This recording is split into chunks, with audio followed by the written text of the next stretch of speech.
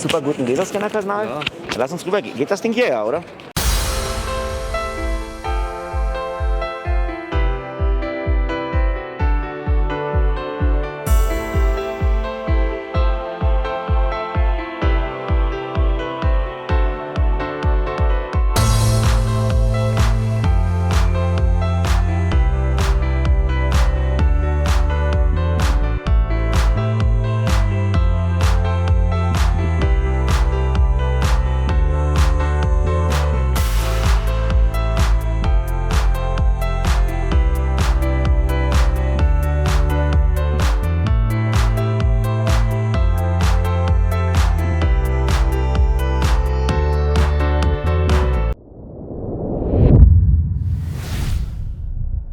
Hi, here's Eric, Laserscanning TV here on the Intergeo 21. This is our first guest from the news, what we figure out. This is a business partner from us. It's Dr. Khaled Nabout from the company Mena 3D. And he have here some exponent, what is quite new, and he like to explain it to you what it is and for which application you can use it. Thank you, Eric, for the introduction. Yeah, Mena 3D is a German-based company, and mainly we focus on the Middle East and North African region. We decided this year with our flying cam to present one of the unique system, which is flying 3 hours and holding a payload up to 25 kilo. The system was being also used in movie making, and we have also the phase one with a 100 megapixels sensor, optical sensor. Additionally, there is the electric SARA, which can fly 1 hour electrically and can hold up to 10 kilo payload. So with the Hux 120 also, it's a revolutionary new product, very light and very accurate system from Regal. So like this, we can say that's a complete solution where the world is going to more in direction UAV platform.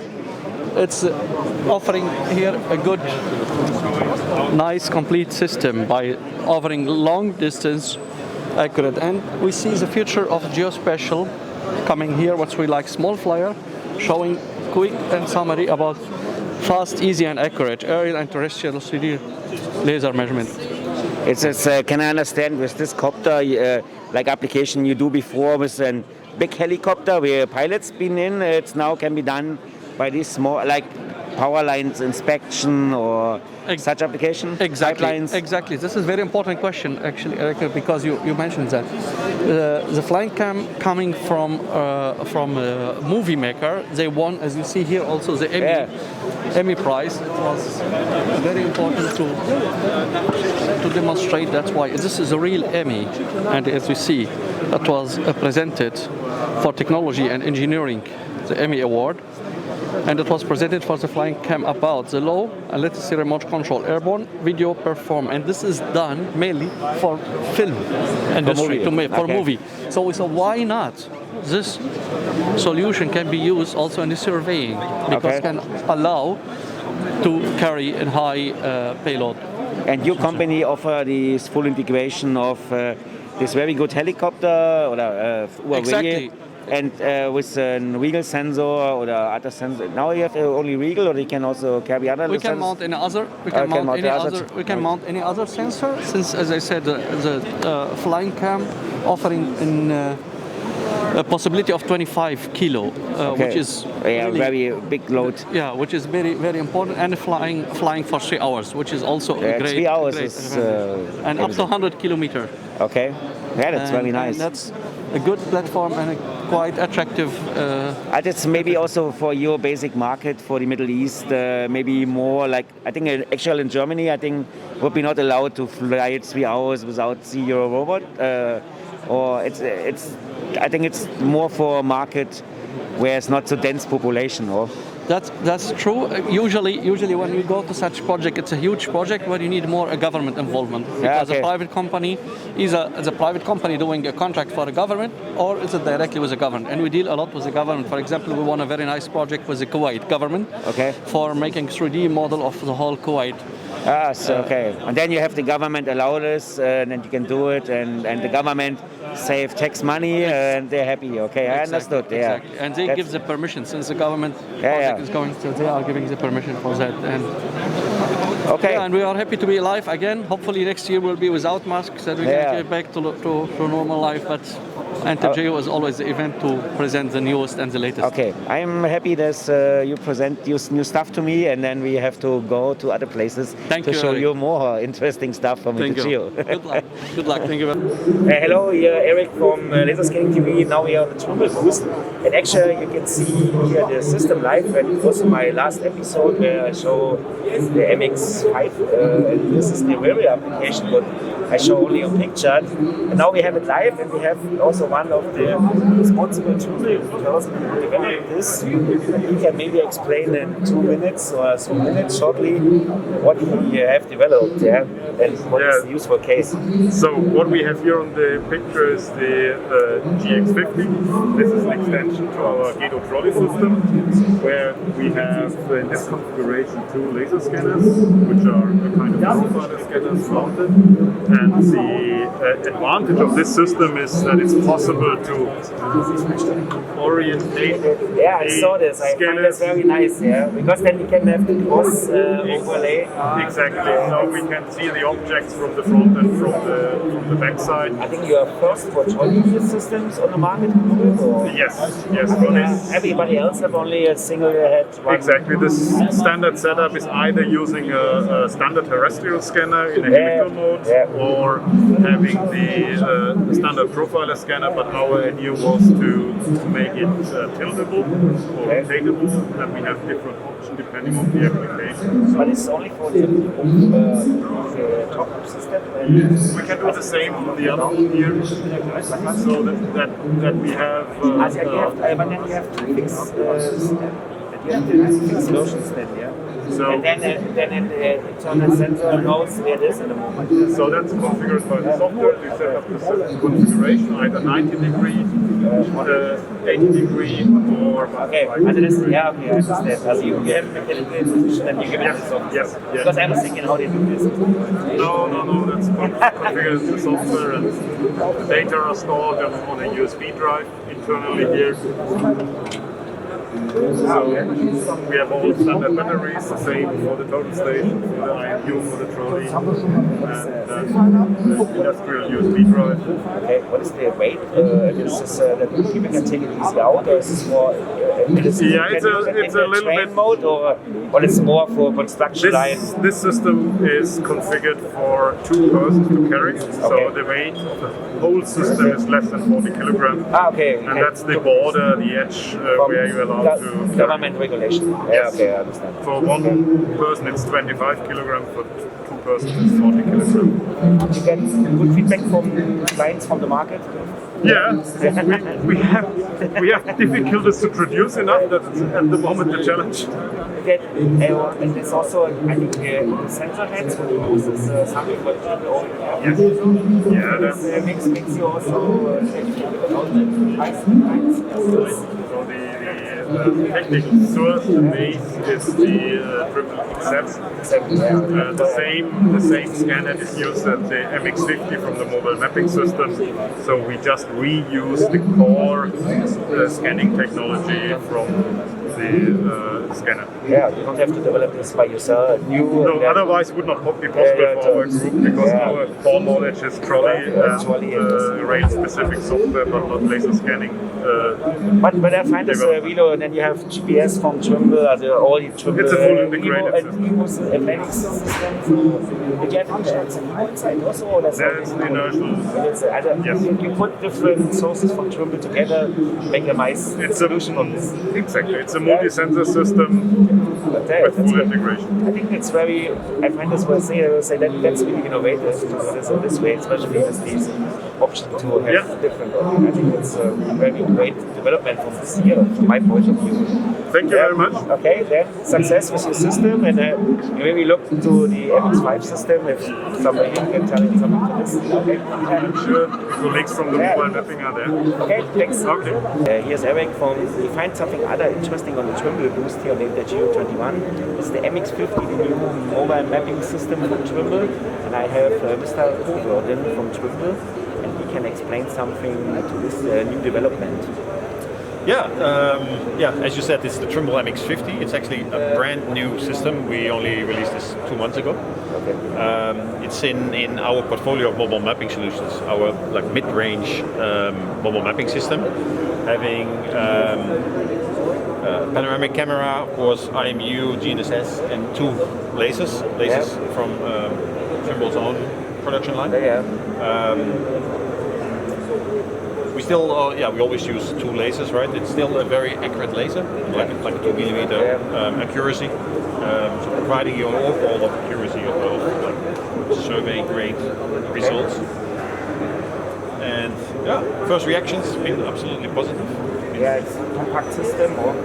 Very easy to install, right? I mean, you have these small little handles that allows 2 people to quickly, easily install it on a vehicle. It's only 23 kilograms. Okay, right, that's cool. And to your higher system, it's now a downgrade, but it's an entry market system. I think I have a special customer group. It's so specification-wise, compared to the MX9, of course, it has a couple of things where it performs a little bit less. Laser range is a bit less. So with an MX9, we target like really engineering projects, high-grade survey projects where you need high density, high accuracy. This system is a little bit less range, accuracy-wise similar, but a little bit. It's probably on the others. Is there also a better IMU inside this here, or? So the MX9 has an option of several different IMUs. This is one type of IMU. Okay. Slightly lower grade, still very suitable for the applications. The application, what I understand, is asset management, is city mapping. Asset management, city mapping, road inspection still as well because of the very accurate lasers. Okay, that's cool. Also we see it here live, and we see the scooter compact coming in a box. I think that's you have to put it in your car. That's the power unit, That's a power unit, It converts it takes power from the car itself. Convert it to the machine, and that's your controller unit. Yes. That's everything what you have. You can put it in your trunk and then go away. Exactly. Did you need some odometers, or you can it's optional, Optional, okay. It's definitely advisable if you have bad GNSS conditions. In the city, okay. But it's very, I find this interesting idea, to put such, and especially I find it interesting that Trimble decided to use own laser technology. In the past, you used mostly other suppliers as OEM suppliers, and but now you have everything. I think only Ladybug is not from you, but everything it's now Trimble own products. That's correct. That's cool. Okay, thank you. Thank you. Here we are on the Velodyne booth. The guys have a lot of fun since the second day, and a lot of customers. They are already smiling behind the mask. But the interesting stuff is here. Velodyne, it's pretty common brand. I think everybody in the market know Velodyne, especially with automotive cars and all these small lighting sensors. But here's something most like system. I don't know. We have one, I think, here. But this is the newest development lines. Like, is it solid state? No. Yes, thanks for a nice introduction. So you see assembly of different sensors from Velodyne, and the black ones here in the foreground are all representing our new product lines. So we see the family of Veloray sensors. These are the bigger ones, and here in the middle, the top, is the small Vela bit sensor. All these sensors I just mentioned are so-called directional lidars or solid-state lidars, and we have here Veloray M1600, Veloray H800, and the little Vela bit. This one, the M1600, is the so-called or specialized more near-range sensor, which gives you a great reflectivity with 10% in 30 meters range. Okay, okay. And in comparison to that, this is a sensor, the H800, that's more focused to be used for ADAS applications. So it's typically a sensor typically designed for automotive with long range, 200 meters, and all the guys give you a great resolution. And we have a little Velabit that gives you also, despite the very small form factor, gives you a great field of view of 70 by 90 degrees. This Velabit is more, it's like robot application, like it's more for robots as for cars, or? It can be used very flexible. Yeah. So the building capabilities are endless. So imagine that you modify the housing or take it away. You can combine it with lamps. Okay. You can arrange some lighting solution. It could be put on a robot, on a forklift, whatever. Yeah. So the possibilities with such a small form factor are great. And the same here with this one. Velabit is one of the smallest on the market, or HL? Absolutely, yeah. It belongs to the smallest. Yeah, okay. Yeah. And then there's a big housing here, and this is the newest. This is something very special. For Velodyne indeed, because this is an example for a turnkey solution. It's the first time that we offer a complete turnkey solution that we call IIS, Intelligent Infrastructure Solution. So this can be used, it's designed for monitoring critical traffic areas. It could be intersections as well, very large intersection in all kinds of municipalities. And it comes with a complete processing unit with all the necessary, all required communication infrastructure. So you can transfer your data via 5G or anything similar, and it provides you an automated classification of all members in the traffic space. Okay. So you get object recognition classified to pedestrian, two-wheelers, small cars, big cars, trucks, buses, etc. You get the object tracking, the following, everything, because it's purely based on LiDAR survey, is GDPR compliant. Okay. And it comes with tons of analytics and statistical functions that you can evaluate the situation in critical traffic. Okay, but it's from the price point is more for some specific areas. And the price is not that low that you can put this on every cross section. If you, we have very, very good pricing in a bundle with a sensor, and it is much cheaper than a lot of camera-based solutions from acknowledged industry suppliers who are around in the market for quite some time. So we are really competitive with that. So we have a good chance to bring this widespread into the market. They can change it. They can change it. They can say, maybe on the next turn we take the camera out and put the laser sensor on it with you. I think that's something what is possible, but we maybe can see in the future. Yeah. Okay. Yeah. That's cool. Nice for the introduction. Tons of information here by the Velodyne booth. Success for the last day for tomorrow. And thank you. Then bye bye. Thanks. It was a pleasure. Welcome. And now we are here on the GeoSLAM booth with Mena and Odin from GeoSLAM, and they present some new products from GeoSLAM, which I forwarded over and they can present it to you. I have to put my microphone there. Yeah, no problem. Software first? Yeah, you can start. So, we've recently launched GeoSLAM Connect. So this is our new processing software. So it will be slowly taken over from GeoSLAM Hub. It has a lot more features. As you can see, it's a fully updated new interface. But the key to all this is that we can now implement new workflows. So this is one of the new reprocessing workflows. But there's other workflows we can put in. If I was to show you new ones, we can automate floor slices. We've got automated georeferencing. alignment of 2 different scans using stop and go.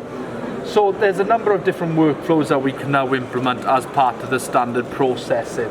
And as I said, the interfaces had a brand new overhaul where we've implemented some iDoming where the data looks a lot cleaner when inside. We've got nice cropping tools in here as well. As you can see, this is coloured on intensity, so we can make the data look a bit nicer just in this viewer, just for some simple analysis. So Connect is all about building workflows, automating a lot of workflows, like I said. So hand over to Ivona, who's going to... Only short. We actually have a scan here from the booth, from the convention hall. Yeah, no, it's great. And using the new cropping tool that's in here, so I'll start clipping from here now. And this is this morning. So, and these are all the exhibition halls here, completely raw data. So as you can see all the people walking around. This is from the ZEB Horizon. There was a scanner, all processed in GeoSLAM Connect. So it's quite a lot of improvements on our side software-wise, and to have the workflows in there is a big change for us, a good step up. We have to move forward now. Now we have to go to hardware because we're running low on batteries. Right, so from the hardware perspective, we brought with us for this Intergeo 3 new products or add-ons for our systems. So I'll start with a camera, which can be fitted to Horizons and any older Horizon systems as well. It's a 360 camera that's continuously going to capture images as you walk through the environment, and it will have improved colorization of the data, but also you will get much more visual information from the camera itself. So this will be available in January, but we already wanted to show what is coming next. So it will be possible to use it as a handheld scanner during the capture, but also fit it on a backpack with GeoSLAM Vision. That's the name for the camera.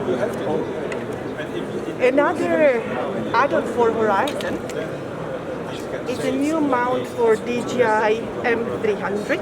As M600 is discontinued now, we made the payload much lighter to fit the specifications for M300. So we've got a platform that fits in without the gimbal to the UAV. It also absorbs the vibrations. We've got a new data logger that's much lighter. It's powered from the UAV, and the scanner head fits just on the top.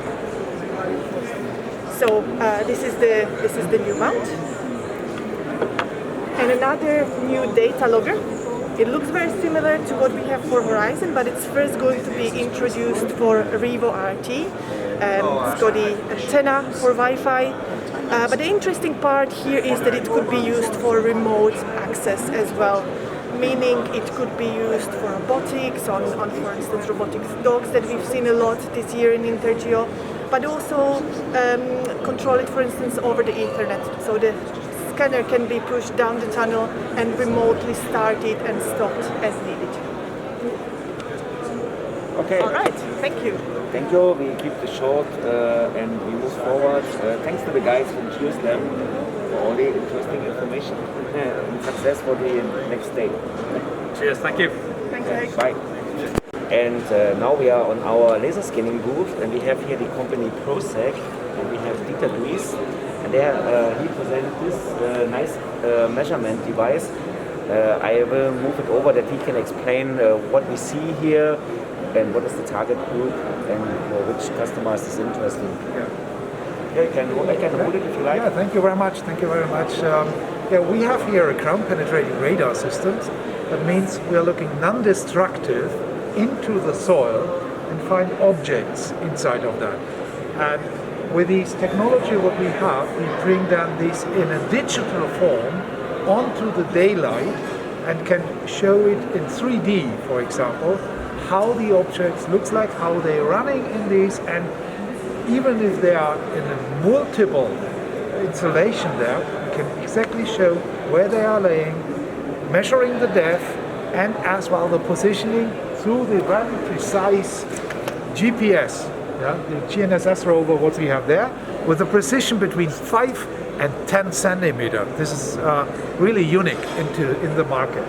So what we have a line scan, for example, finding the object, marking the object, doing this integrated in an area scan, can show up the pipes like water pipes, for example, gas pipes in this, everything metallic and non-metallic this way. This is very important in this way. And just with the 2 finger whips, only 2 finger whips, you can create immediately a 3D picture of that. Yeah? And when you have this 3D picture, we have built in as well augmented reality. So that means you can show the product on site with the background picture of your customer sites in this way. And just take a look how easy it is here. We click the button augmented reality like this. We scan the augmented reality paper. We have it here, for example. Just lift it up. And then we have here the augmented reality picture. Can you see that? You can lift it up, walk around, and see it everywhere. This is a field of 5 by 5 meters, so that's the reason why we have a little bit limited here. But at least you can see it, how it looks like. Isn't that fantastic? So what I would recommend, just contact our partner, Laserscanning. For the German customers. For the German customers, yes. Yeah, for the international customer, call Proceq. Proceq. Yeah. Or me, whatever. Just come. And then you can ask for local salespeople, support people in your region. Okay? Yeah. Peter? Yeah, I'm looking forward to hearing from you. Thank you. Yeah, okay. Thank you. We are here on the Hexagon booth. I'm together with Paul. We had funny moments because thanks to the camera team, there's now the second interview. So I hope Paul can do the same good show like we done it before. I'm a true professional. It will be fun. Now, we are here on the Hexagon booth, and there's some new products what you announced and show here first time to the public. Maybe Paul, many people know him. He is one of the most active Hexagon GeoSystem people in the scanning community, and laser scanning forum, and maybe he's very active. Maybe I think in the first take you said I was an expert. Yeah, he's also an expert. I think he's an expert. You said that. I didn't say that. Yeah. Anyway, but maybe there are also some other experts in Hexagon. I think there will be more, and maybe we say we are also experts here. Yeah, there's a lot. So he's one of the experts. Okay, now but let us come back to the systems what we show here. It's like the BLK product line, and I think autonomous. This is the new stuff for this Intergeo, and I forward this time over to you. Absolutely. So today I'll talk to both you and you, but effectively today we're talking about BLK autonomy. So we've got the BLK to fly, and we've got the BLK ARC. We're also going to talk a little bit about HXDR as well, which is our new cloud platform. So the first product we'll talk about is BLK to fly. So as you can see behind us here, so this is a brand new autonomous flying laser scanner. It's got a 13-minute battery, which is hot swappable, so flight time. It's got 25-meter scan range. It's also got inbuilt GeoSLAM technology, which is the technology we use across a lot of our BLK products, which basically provides the best in-class accuracy of SLAM technology. And also, this has got radar technology as well. So this is where the autonomy comes in, because we've got full obstacle avoidance in the field. So you can specify your flight plan on a connected device, and then the device will go off, just making sure that it maintains the distance from the building or the structure, and collect your 3D point cloud data. And it stores the data in exactly the same format as the BLK to go, as the BLK ARC, which is this .b to G format. The major benefit of this solution as well is it's got GNSS built in. It's also got an LTE chip or a SIM, so that you can actually send the data directly from the device up to the HXDR, our cloud platform, and also that SIM will also allow you to access RTK networks for GNSS corrections as well. So there's a lot in the solution, and the main thing is that we have the option to either send the data directly up to the cloud, or we can download the data and we can process locally through, say, register, good internet or whatever. It's entirely up to the user. I mean, some people still mistrust the cloud. Some people fully embrace it. The major benefit is if you are in a good connected environment, you can get that data up there to HXDR, and it will start turning it into a mesh. It will process the point cloud, your panoramas, and then you can do with it what you want after that. Okay. Yeah, that's a very good explanation, and it's like you see, it's more like BLK only on the UAV. Yeah. It's a complete hardware software solution, and then we forwarded to another